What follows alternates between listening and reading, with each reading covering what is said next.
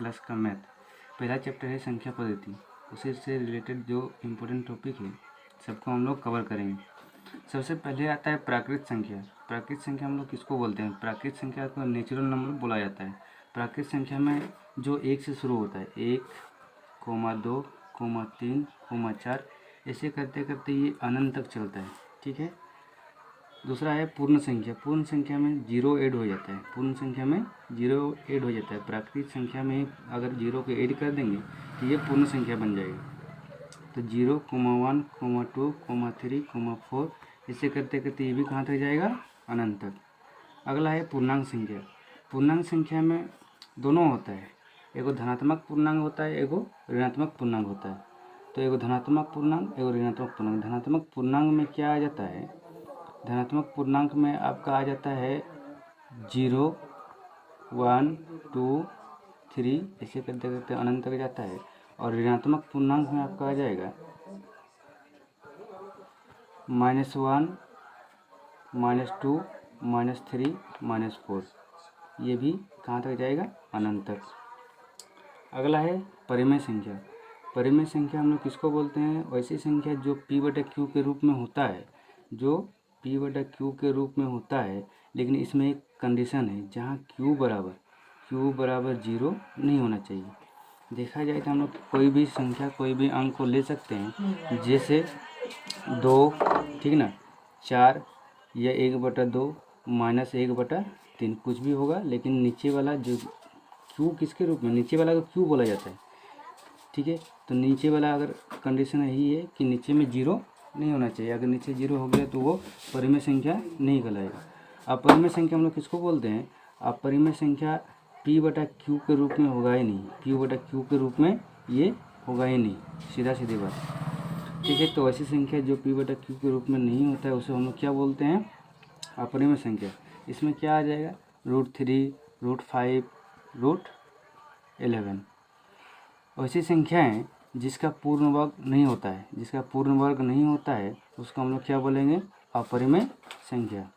एक क्वेश्चन आता है कि हमारा पाई क्या है?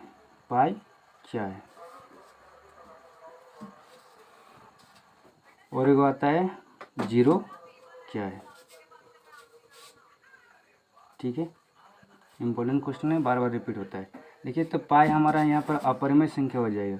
क्यों? क्योंकि सिर्फ यहाँ पर पाई है, नीचे में इसका कोई वैल्यू नहीं दिया है, इसका कोई मान नहीं दिया है, इसलिए हम लोग क्या बोलेंगे? पाई एक अपरिमेय संख्या है। 0 क्या है? 0 हमारा परिमेय संख्या है। क्या है? परिमेय संख्या। कंडीशन यहाँ पर अप्लाई होगा कब? देखिए, यहाँ पर आपको 4 को ऑप्शन देगा। पहला ऑप्शन मान लीजिए आपको दे दिया परिमेय संख्या, दूसरा में आपको देगा अपरिमेय संख्या, तीसरा में आपको देगा प्राकृत संख्या, चौथा में आपको दे दिया कोई नहीं। ठीक है। तो यहाँ पर हम लोग मारेंगे परिमेय संख्या में। क्यों? क्योंकि 0 को हम लोग लिख सकते हैं 0/1। परिमेय संख्या हम लोग किसको बोलते हैं? जहाँ पर q 0 नहीं होता है, q के जगह में कौन है? 1 है। यहाँ पर ये तो 0 नहीं है, इसीलिए हम लोग क्या बोलेंगे? 0 एक परिमेय संख्या है। दूसरा क्या? अगर परिमेय संख्या दिया हुआ ना रहे, तो हम क्या बोलेंगे? 0 एक पूर्ण संख्या है। किसी संख्या है? पूर्ण संख्या है। ठीक है। अगर ऑप्शन में परिमेय संख्या दिया हुआ रहेगा, वहाँ पर पूर्ण संख्या दिया हुआ नहीं रहेगा। जहाँ पर पूर्ण संख्या रहेगा वहाँ पर परिमेय संख्या दिया हुआ नहीं रहेगा। तो आपको देखना है कि ऑप्शन में मेरा क्या दिया है। पूर्ण संख्या दिया है तो पूर्ण संख्या मारना है, या फिर परिमेय संख्या दिया है तो परिमेय संख्या मारना है। दोनों में से एगो दिया हुआ रहेगा। ठीक है। देखिए, यहाँ पर हम लोग पढ़े प्राकृत संख्या, पूर्ण संख्या और पूर्णांक संख्या। ठीक है। यहाँ से आपका क्वेश्चन भी पूछा जाता है, बोलेगा क्या सभी प्राकृत संख्या पूर्ण संख्या होती है? हाँ भाई, सभी प्राकृत संख्या जो है पूर्ण संख्या के अंदर में आता है ना?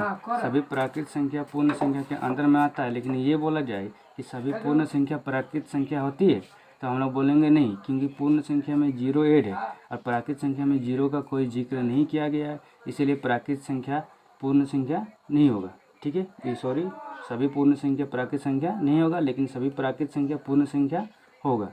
अगला आ जाइए, यहाँ पर पूछा जाएगा कि सभी पूर्ण संख्या पूर्णांक संख्या होती है, सभी पूर्ण संख्या होती है, तो हम बोलेंगे हाँ भाई, सभी पूर्ण संख्या में पूर्णांक संख्या आता है। देखिए यहाँ पर 0 1 2 3 4 ये कहाँ तक गया, अनंत तक। यहाँ पर धनात्मक भी है ऋणात्मक भी है, तो धनात्मक वाला तो आ ही रहा है, पूर्ण संख्या पूर्णांक में आ रहा है ना, तो हम लोग बोलेंगे सभी पूर्ण संख्या पूर्णांक संख्या होती है। लेकिन अगर आपको बोला जाए क्या सभी पूर्णांक संख्या पूर्ण संख्या होती है, तब हम बोलेंगे नहीं, क्योंकि सभी पूर्णांक संख्या में धनात्मक और ऋणात्मक दोनों है। सभी का मतलब दोनों, और सिर्फ पूर्ण संख्या में धनात्मक वाला है, तो हम लोग बोलेंगे सभी पूर्णांक संख्या पूर्ण संख्या नहीं होती है। परिमेय संख्या जो p/q के रूप में होता है, लेकिन q बराबर 0 नहीं होना चाहिए, कंडीशन अप्लाई, ठीक है।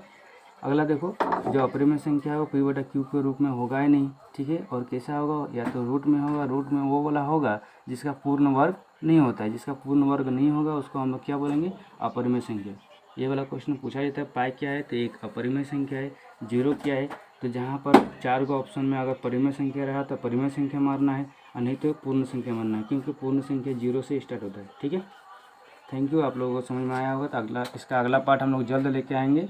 आप लोगों को कैसा लगा कमेंट लाइक करके बताइए। Thank you.